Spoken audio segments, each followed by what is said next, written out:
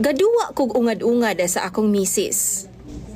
Apan month after, naapil ang akong hubag nga ugangan og kabuntis. Makaingon na lang kog hastang malasa. Naunsa naman ni? Unsaon ko man ni? Tawagan na lang ko sa pangalang Ralph DJ Sam. 33 anyos na ko ug usa ka engineer. Minyo na pud ko ug dunan ako'y asawa nga tawgon na lang nato sa pangalang Lori. 22 anyos pa siya DJ Sam ug usa ka call center agent dinhi lang sa Mindanao. Tulo na may katuig nga kasal sa akong Mrs. DJ Sam. Sa karon, 2 ka buwan na pod nga buntis ang akong asawa. Kaipo na mo DJ Sam ang mama ni Lori, ang akong ugangan. Nagpangidaron pa siya 41 anyos. Single pa pud siya.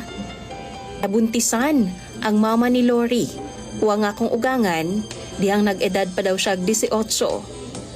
Nadisgrasya ang gidrivean nga motor sa iyahang bana.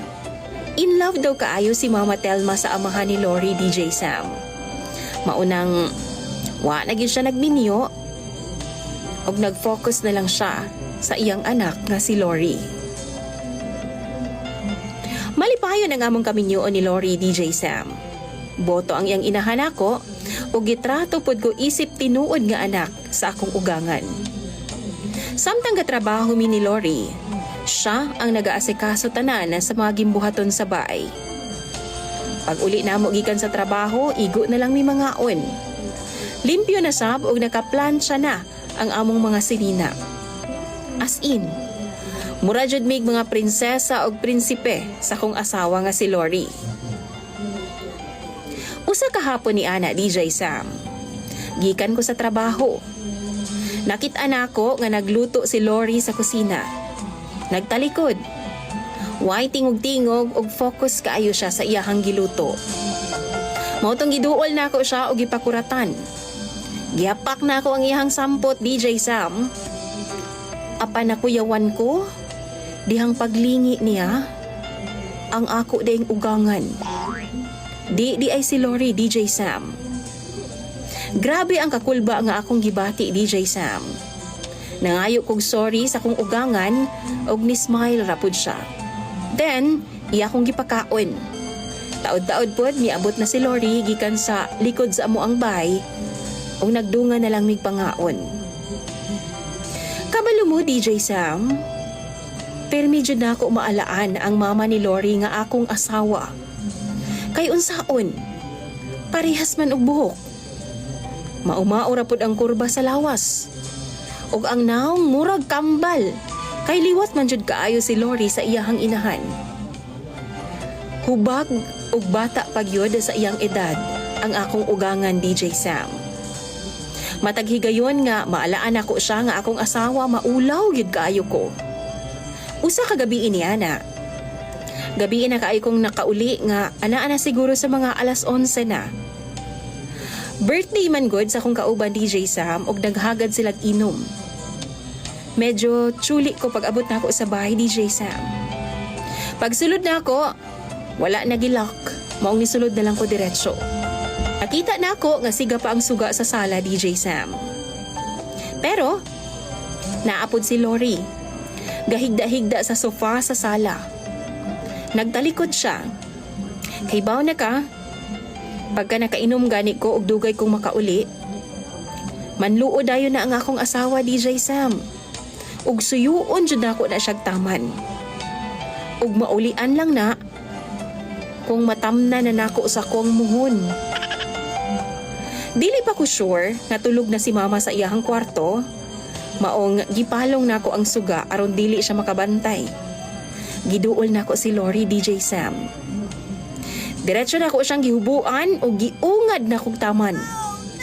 As usual, magsipa-sipa dyan na siya. Mag-resist tunuhay. Kay lagi nanluod man sa ako ah. Pero gipaspasan pa na kong unga, DJ Sam. Aron dili na gid siya makaangal.